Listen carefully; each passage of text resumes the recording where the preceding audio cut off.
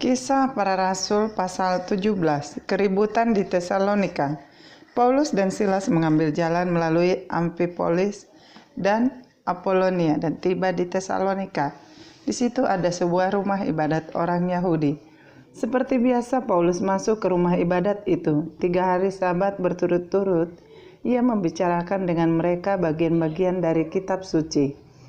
Ia menerangkannya kepada mereka dan menunjukkan bahwa Mesias harus menderita dan bangkit dari antara orang mati. Lalu ia berkata, "Inilah Mesias, yaitu Yesus yang kuceritakan kepadamu." Beberapa orang dari mereka menjadi yakin dan menggabungkan diri dengan Paulus dan Silas, dan juga sejumlah besar orang Yunani yang takut kepada Allah, dan tidak sedikit perempuan-perempuan terkemuka. Tetapi orang-orang Yahudi menjadi iri hati, dan dengan dibantu oleh beberapa penjahat dari antara petualang-petualang di pasar, mereka mengadakan keributan dan mengacau kota itu.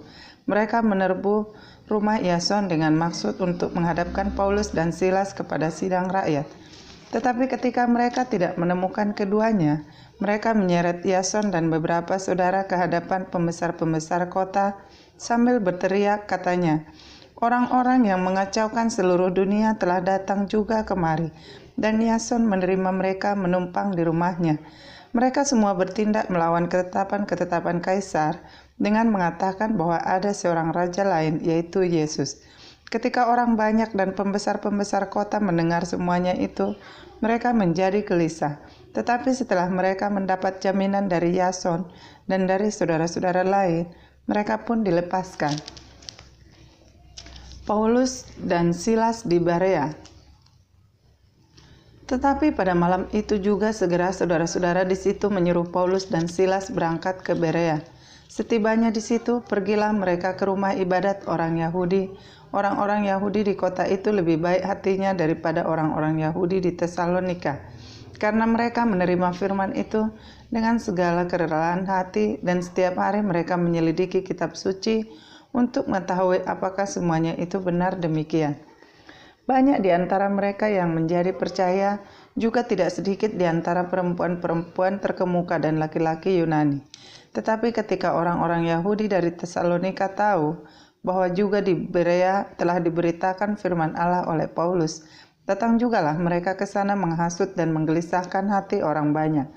Tetapi saudara-saudara menyuruh Paulus segera berangkat menuju ke pantai laut, tetapi Silas dan Timotius masih tinggal di Berea.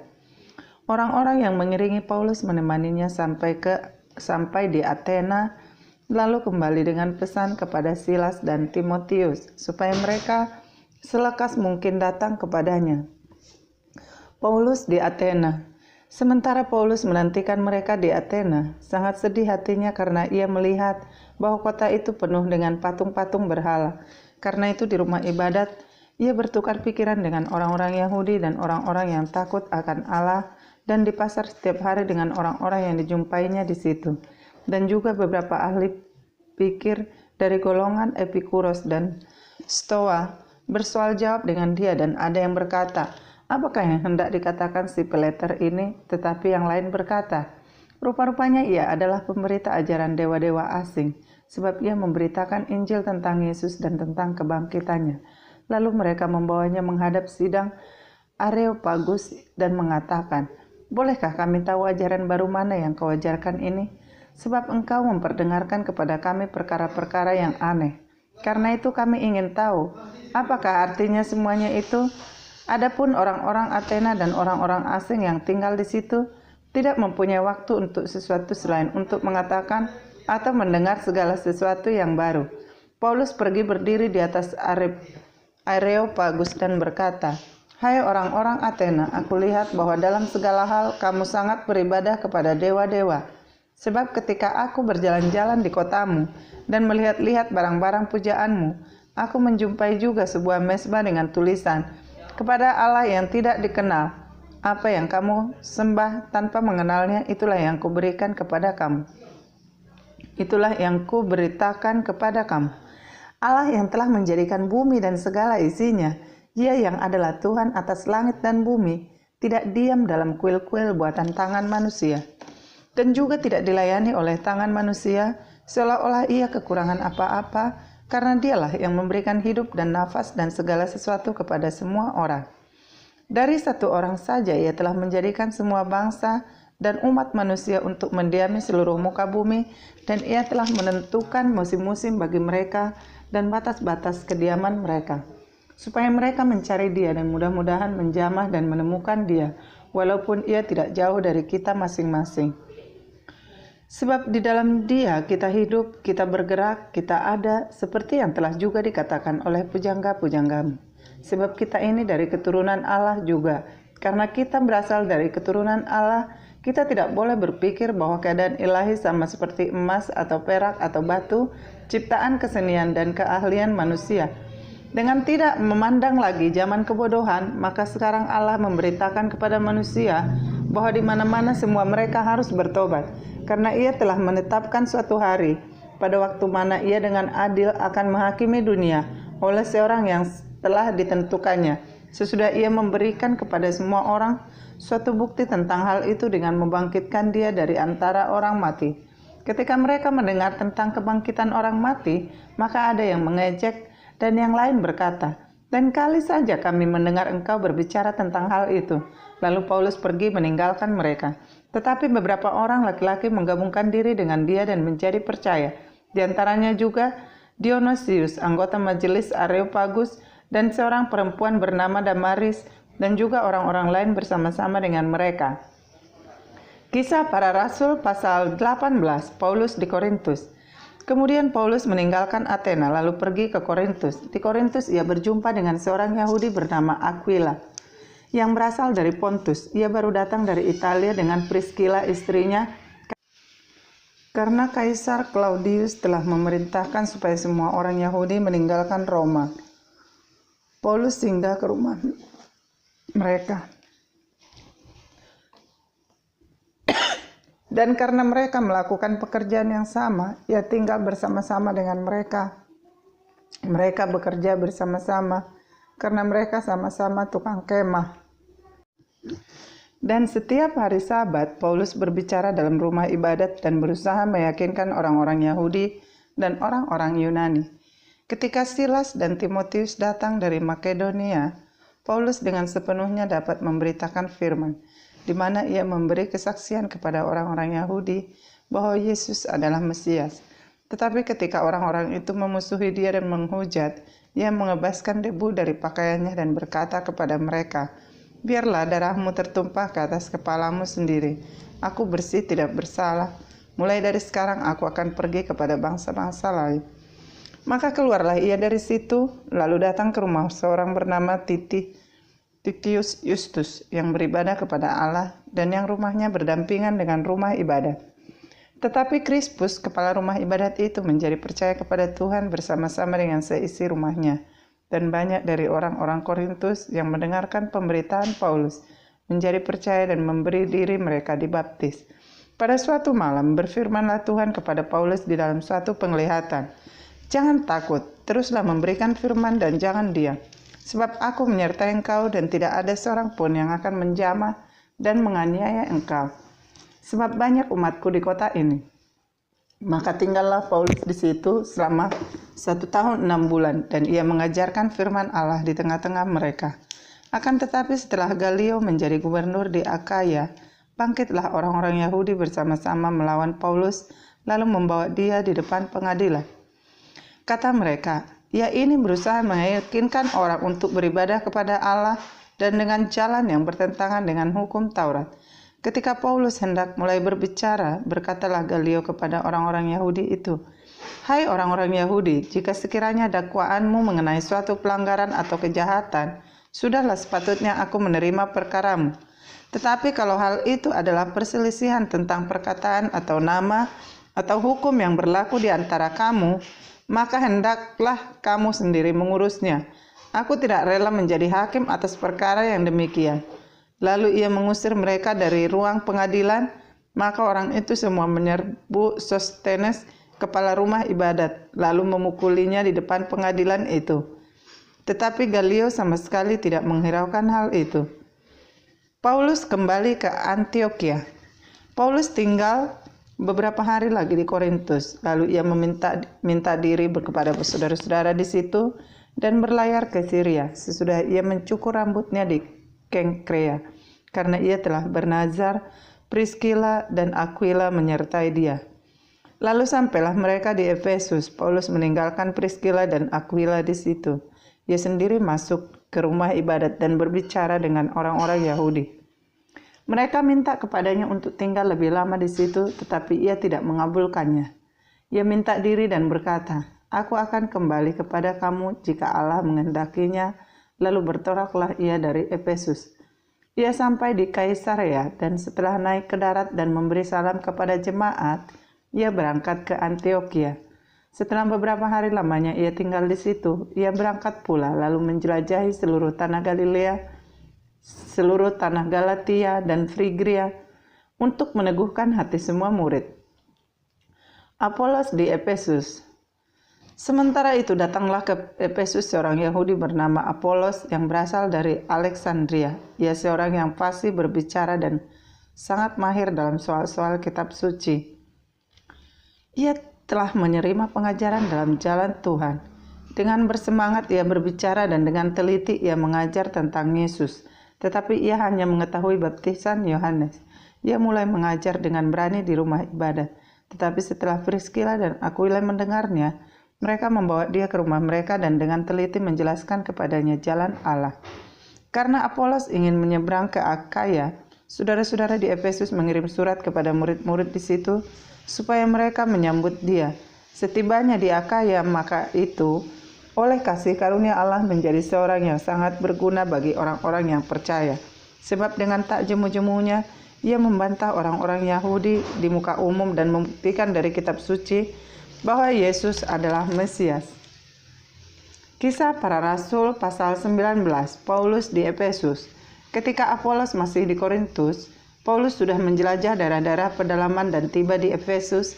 Di situ didapatinya beberapa orang murid. Katanya kepada mereka, "Sudahkah kamu menerima Roh Kudus ketika kamu menjadi percaya?" Akan tetapi mereka menjawab dia, "Belum, bahkan kami belum pernah mendengar bahwa ada Roh Kudus."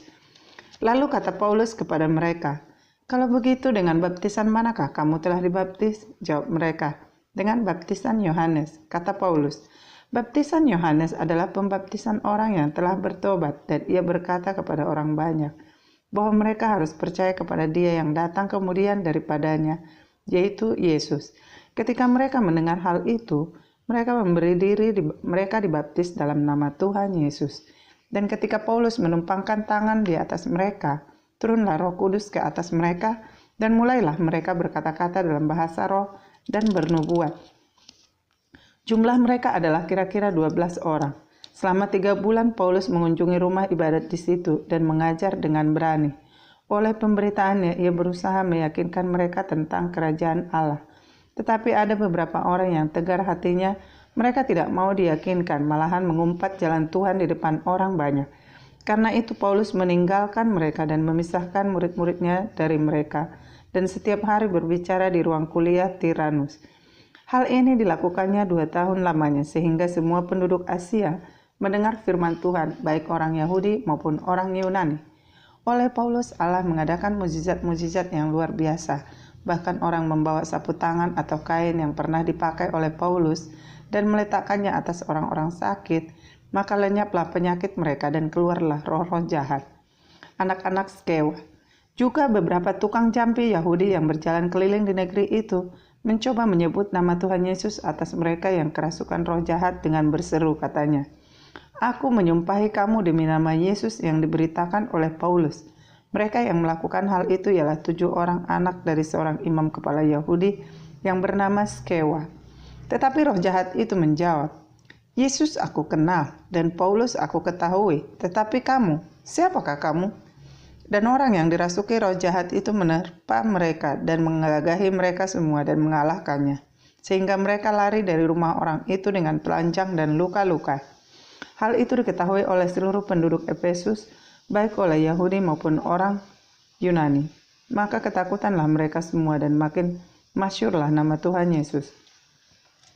Banyak di antara mereka yang telah menjadi percaya datang dan mengaku di muka umum bahwa mereka pernah turut melakukan perbuatan-perbuatan seperti itu. Banyak juga di antara mereka yang pernah melakukan sihir, mengumpulkan kitab-kitabnya lalu membakarnya di depan mata semua orang. Nilai kitab-kitab itu ditaksir 50.000 uang perak. Dengan jalan ini makin tersiarlah firman Tuhan dan makin berkuasa.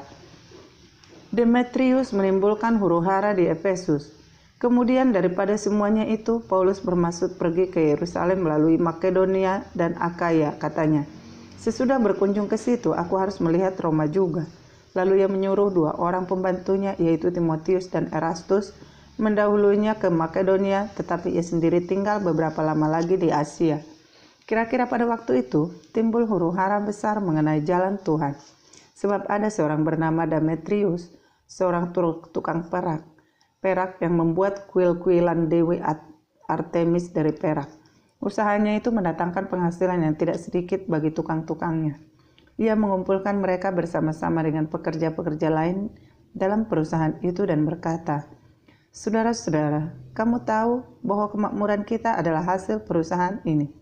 Sekarang kamu sendiri melihat dan mendengar bagaimana Paulus bukan saja di Efesus, tetapi juga hampir di seluruh Asia telah membujuk dan menyesatkan banyak orang dengan mengatakan bahwa apa yang dibuat oleh tangan manusia bukanlah dewa.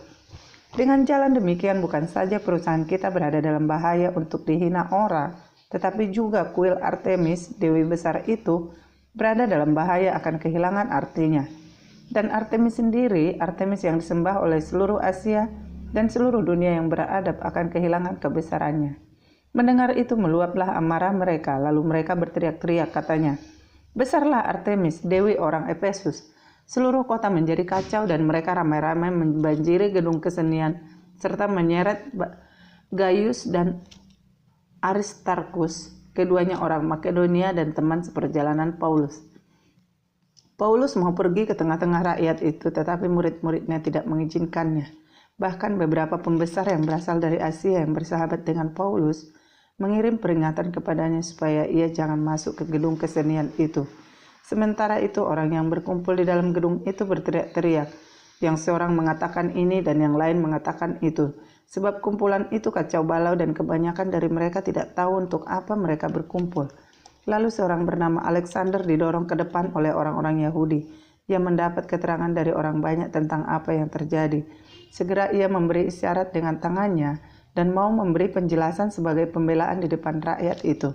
Tetapi ketika mereka tahu bahwa ia adalah orang Yahudi, berteriaklah mereka bersama-sama kira-kira 2 jam lamanya, "Besarlah Artemis, dewi orang Efesus." Akan tetapi panitera kota menenangkan orang banyak itu dan berkata, "Hai orang Efesus, siapakah di dunia ini yang tidak tahu bahwa kota Efesuslah yang memelihara baik kuil Dewi Artemis yang maha besar maupun patungnya yang turun dari langit?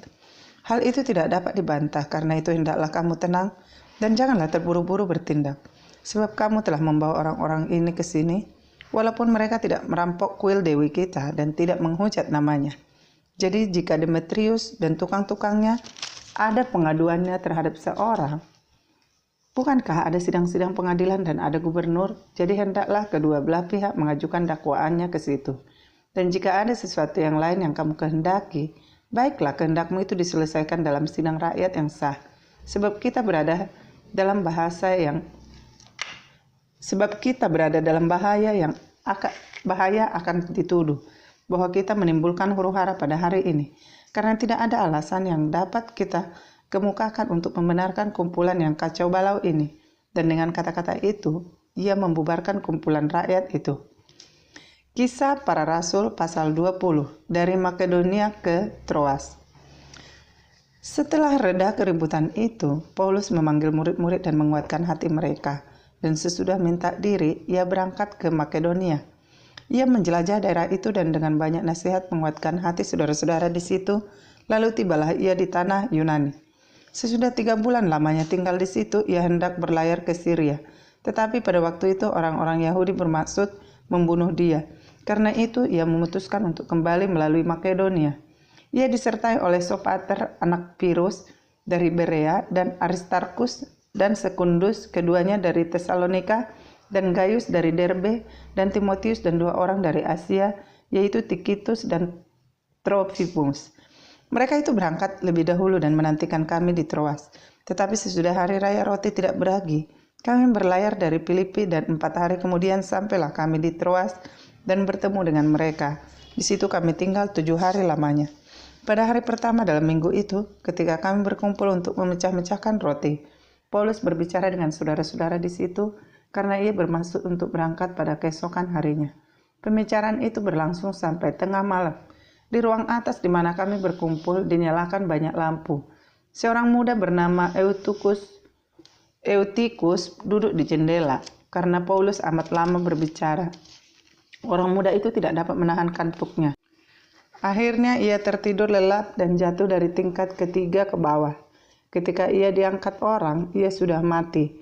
Tetapi Paulus turun ke bawah. Ia merebahkan diri ke atas orang muda itu, mendekapnya dan berkata, "Jangan ribut sebab ia masih hidup." Setelah kembali di ruang atas, Paulus memecah-mecahkan roti lalu makan. Habis makan masih lama lagi ia berbicara, sampai fajar menyingsing, kemudian ia berangkat. Sementara itu mereka mengantarkan orang muda itu hidup ke rumah dan mereka semua merasa sangat terhibur. Dari Troas ke Miletus, kami berangkat lebih dahulu ke kapal dan berlayar ke Assos, dengan maksud untuk menjemput Paulus di situ sesuai dengan pesannya, sebab ia sendiri mau berjalan kaki melalui darat. Ketika ia bertemu dengan kami di Assos, kami membawanya ke kapal, lalu melanjutkan pelayaran kami ke Metilene.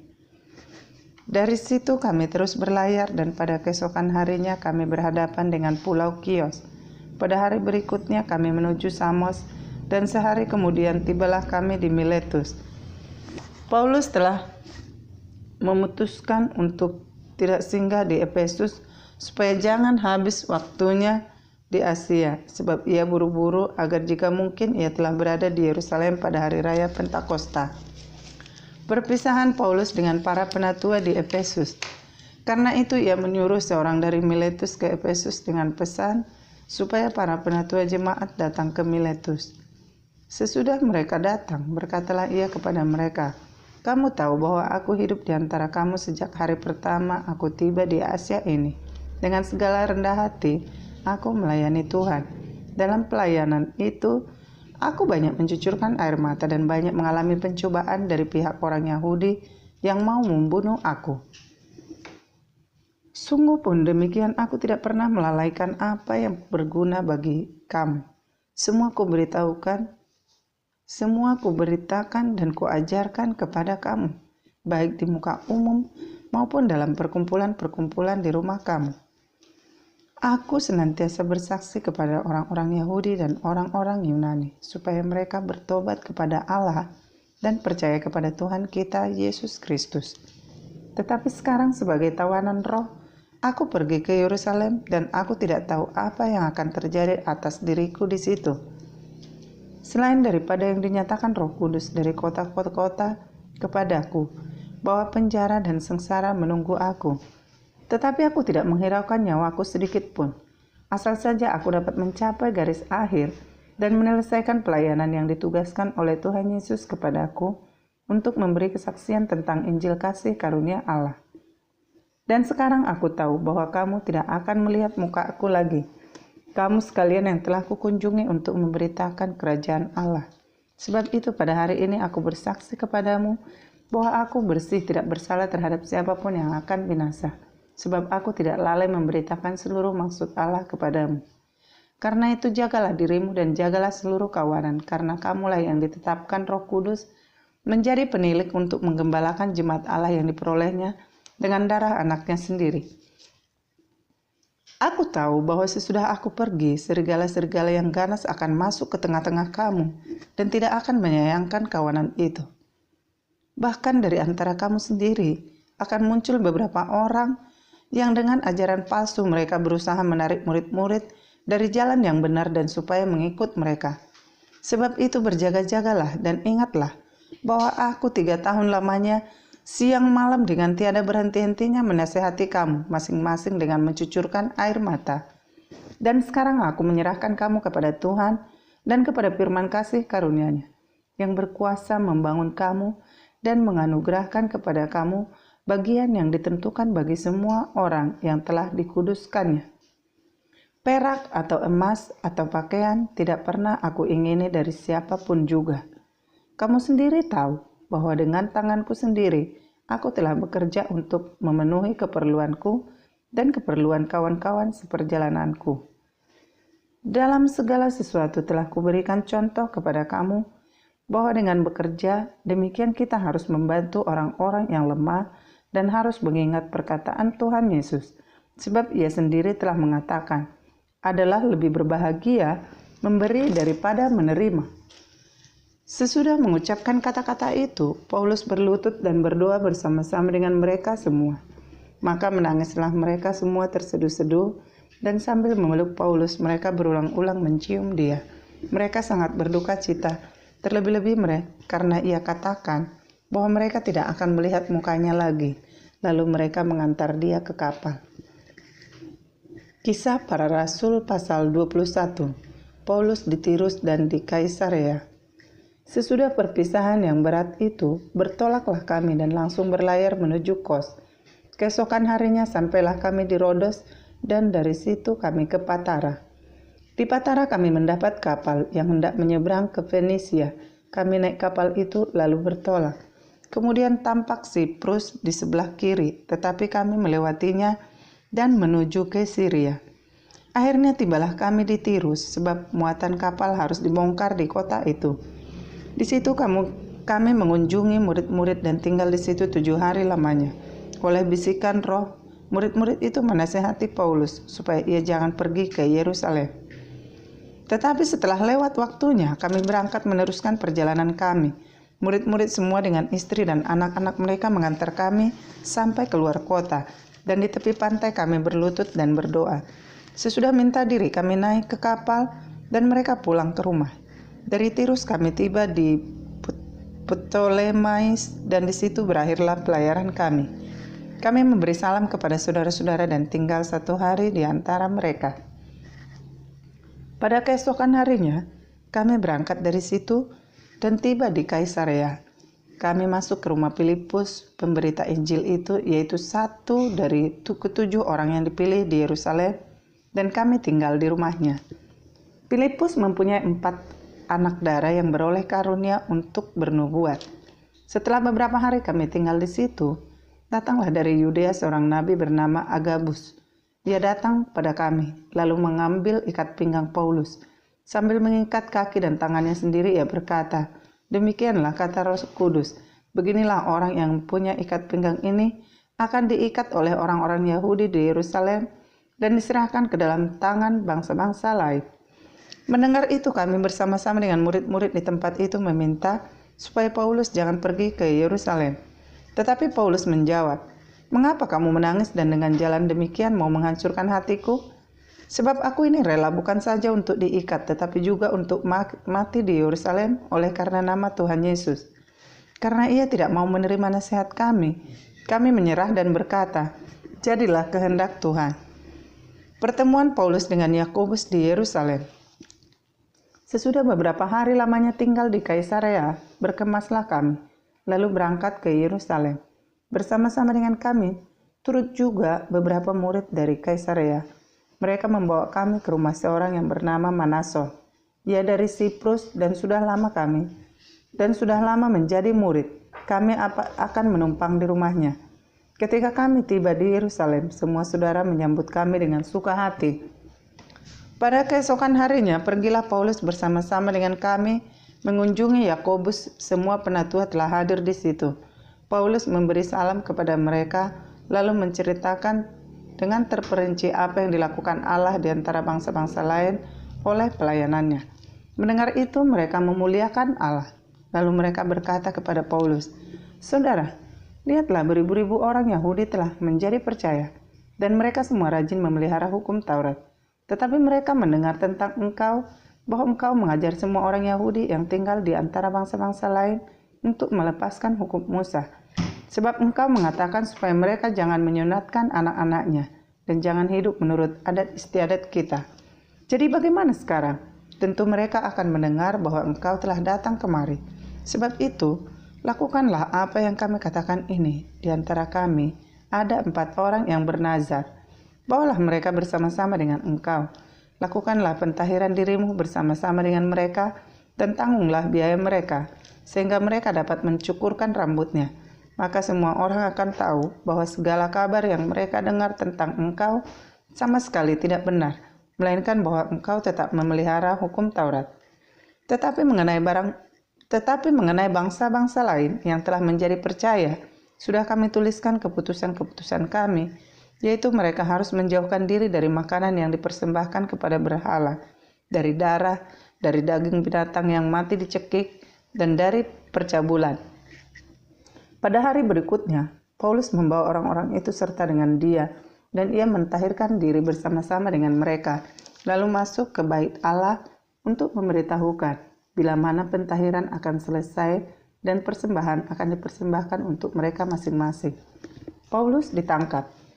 Ketika masa 7 hari itu sudah hampir berakhir, orang-orang Yahudi yang datang dari Asia melihat Paulus di dalam bait Allah, lalu mereka menghasut rakyat dan menangkap dia, sambil berteriak, "Hai orang-orang Israel, tolong, inilah orang yang di mana-mana mengajar semua orang untuk menentang bangsa kita dan menentang hukum Taurat dan tempat ini.